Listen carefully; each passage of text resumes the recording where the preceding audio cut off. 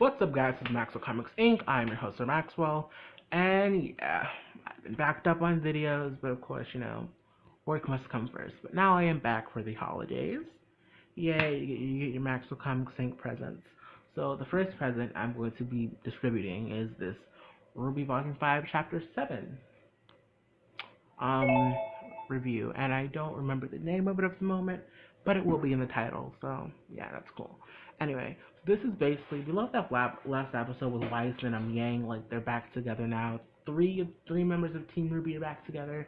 So we have RWBY, you have Weiss, and we have Yang. Blake is still over in Menagerie doing her Menagerie thing. So yeah, they're all basically sitting around the table, they're eating dinner, they're catching up, they're talking about, fighting the next League. Weiss was talking about that, Crazy League and Atlas. And I guess Yang talked about Raven. I don't really know if she talked about Raven.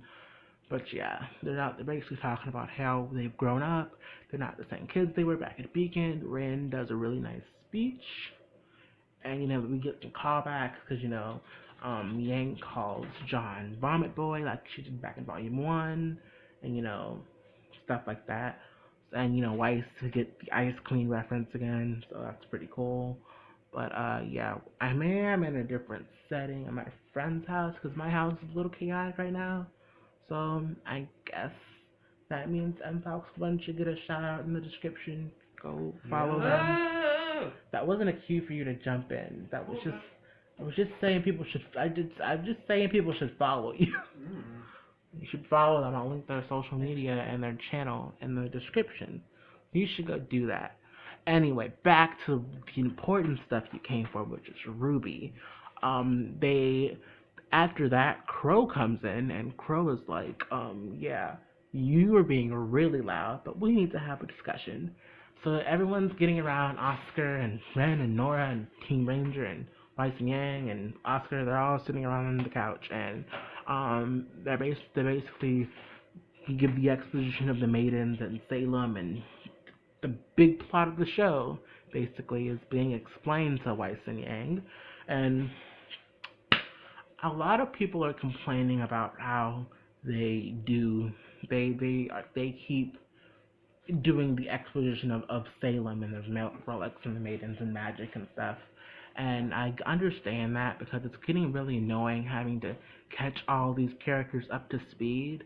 But at the same time, I feel like you have to do it. There's no other way around it. I mean, they're doing it off screen. There's nothing else to mean. I feel like they couldn't have done it better because, half of the cast didn't even know. Like, my main character didn't even know, and it's been 4 volumes. So, I mean, I guess now is the time to catch everyone up to speed and tell them why why the show exists, basically. Like who is the big overarching villain. Like, you have to catch people up. So, they're going to have to do the same thing when Blake catches up, because here's the thing. Like, they're fighting 2 different wars.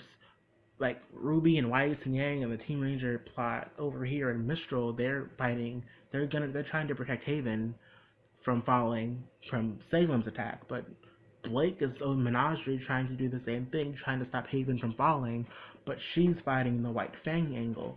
So neither of the 2 factions know the other side of it. Like, RWBY and them, they don't know what the White Fang is doing, and Blake doesn't know what Salem's doing, and she doesn't even know Salem exists. So, yeah, that's really interesting, and we're going to see them meet up in the next couple episodes, so that's pretty cool. Anyway, so my thoughts for this episode were basically frustration. I was a little frustrated at the end, because of course I wanted them to address the Raven thing, or Raven and Crow, that turned into a Raven and a Crow, which is really clever. But I don't know why she was mad about it. I really don't understand, because I feel like they're trying to do this thing where they're painting Ozpin out to be evil, and our mentor wasn't. I really hate that trope of, the mentor, he wasn't the great Dumbledore that we all thought he was, or he wasn't the greatest guy who we thought he was. And it's good to have moral ambiguity into a show like RWBY. Things aren't always black and white, things aren't always as they seem. The Wizard of Oz is really the man behind the curtain, stuff like that. But it's like, it's to a point where, unless they make Ozpin truly evil, I'm not going to buy into this whole, oh, we shouldn't trust Ozpin because, he made some mistakes or somebody died. Look, okay, in the profession that they're in, it's kind of like you can equate it to being in the military, I guess. Like when you go into the military, you know that hey, there's danger. We could die, and when you're a general, you have to make certain decisions. Okay, and you have to send soldiers into certain situations where they might not come back. Sometimes they die. That's just a harsh reality in the real world, but also in Remnant. So when you are a huntsman, when you literally go into the job of protecting the people and killing monsters and Grim, a lot of people are gonna die. We'll see in this next episode that a bunch of people die. We saw in last episode that a bunch of people die. A bunch of huntsmen, they just die. That's just what they do. So I mean, you can't be too mad. So unless they like make Ozpin truly evil and be like, okay, he sends these people to their death on purpose, or he's trying to hurt people, I'm not gonna buy into this. I'm not gonna buy into this whole Ozpin is evil thing. Like let's not get on the bandwagon. I fought with many a YouTubers on that, but that's a discussion for another day. But yeah, so basically Yang is a little salty about them not telling the truth, and she's like, I'm gonna stick around if my sister sticks around, but you can't lie to us anymore. You have to be upfront and honest. Man, I think it's not that he's trying to lie, but it's just like you know what you need to know when you need to know it. That's just what it is to me. But yeah, that's pretty much this episode. Now Weiss and Yang are on board. They have two more members of this little team they're forming to defend Haven, and Yang and Weiss can summon now, so that's great. But yeah, that's pretty much the episode. I'm gonna start rating these episodes. So I'm gonna say that this is like out of 5. I'm gonna give this episode a good 4.